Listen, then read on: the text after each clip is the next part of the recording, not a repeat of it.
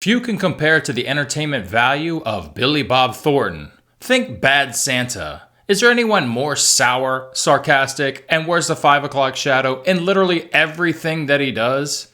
Well, Billy Bob has teamed up with writer and director Taylor Sheridan for his new hit show, Landman. This business, you have to know the rules of the game before you can bend them. And if you don't, you lose all of it. You know what makes the sunsets in West Texas so spectacular? Lack of water and dust. Run! Two things that make living here unbearable. Well, I will not lose the company my husband started 8 weeks after taking it over. Why didn't you come to me? I'm coming to you now. It's too late. Place hates us all day and then gives us this.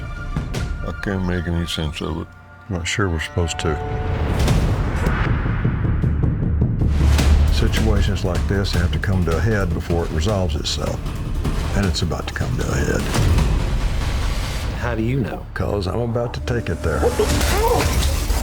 Landman is essentially about oil and gas in West Texas, and I was super excited about this show because I myself had worked in oil and gas for a number of years. And it's a business that you either love or you hate. It's a very unique business, and there hasn't really been a show about oil and gas. Not really about oil and gas. So I was super excited about this show, and did it disappoint?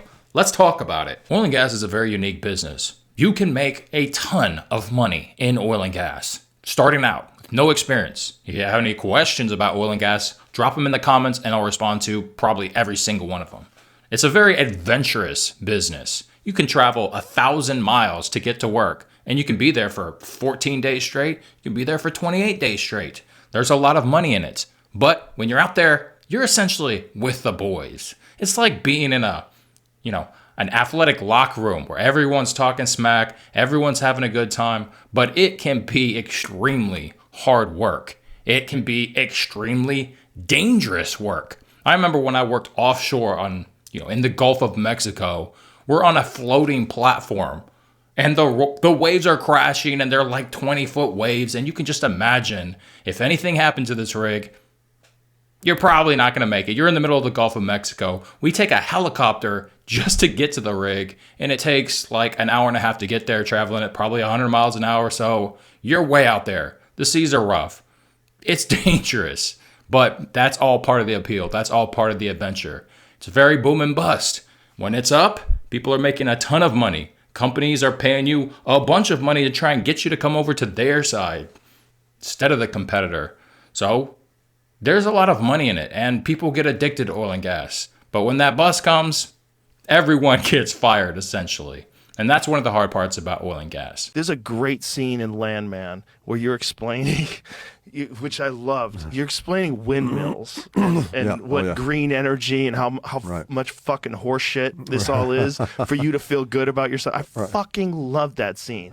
Yeah, it was, that scene was, it became huge. I mean, it was all over the internet, that scene. And I mean, when I run into an oil guy, wherever it is, mainly Texas, but wherever I am, they always bring that scene up and thank me and, thanks for showing people what this is. And please, Mr. Oilman, tell me how the wind is bad for the environment. You have any idea how much diesel they have to burn to mix that much concrete?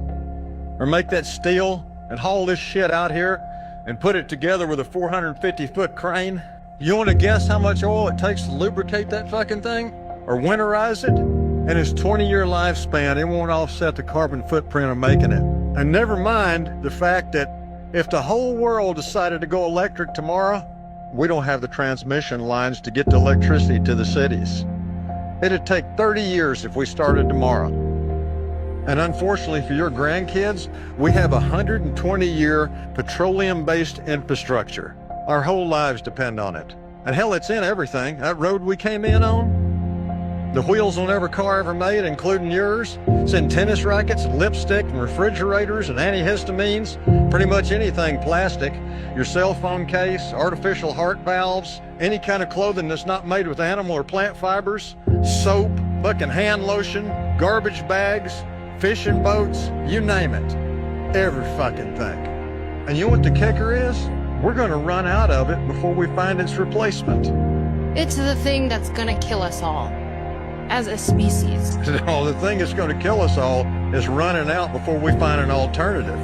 Now, anyone that's worked in oil and gas and has heard about this show was most likely pretty excited to watch this show because it's kind of unique. You definitely don't see many oil and gas shows. Definitely not. And in comes Taylor Sheridan, the writer and director, famous for he helped write Sicario, he helped write Hell or High Water. His hit show was Yellowstone before this. Tulsa King. He's written and directed a bunch of stuff. He's very talented, and he focuses mainly on, like West Texas cowboy type stuff. So Taylor Sheridan essentially blew up when he wrote Yellowstone.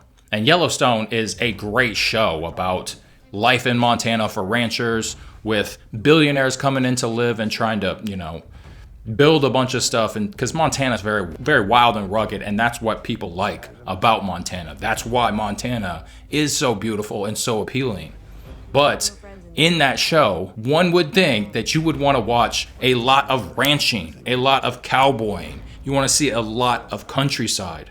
Now here's my gripe with the show, and a gripe with Taylor Sheridan, because in all of the stuff that he writes, there's just way too much family drama. I want to see more ranching and cowboying. I don't want to see, Beth and all of the infighting of the characters. It's just 24/7 family drama in that show.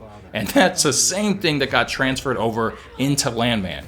That's why Landman is just not anywhere near as good as it could be. Landman could be a fantastic show, but of course I'm biased. I want to see more oil and gas. I want to see the guys on the rig, drilling, talking about oil and gas. But, in Landman, they seem to only want to focus on the family drama. There's not enough actual oil and gas in the TV show.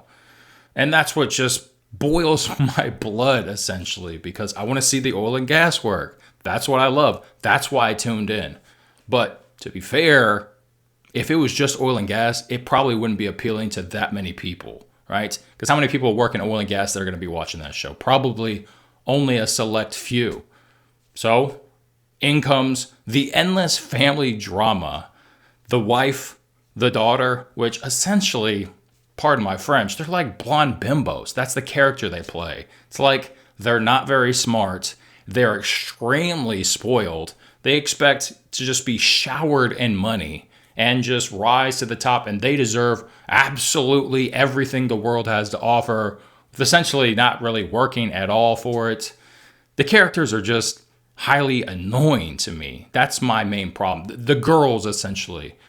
The rest of the characters are mostly oil and gas workers, so like I said, that's what I want to see, but I just cannot stand the wife and the daughter, and they just focus on them way too much. That's my gripe. What do you think? It's a Taylor Sheridan thing. It's always endless family drama. With all that yapping being said, I still love oil and gas. I'm still passionate about oil and gas. I don't do oil and gas anymore, but I still love the field, the patch. And to be honest, I did complain. I was complaining a lot, but I am still watching the show. I still like Landman. And there's a lot of good parts about Landman that you should watch.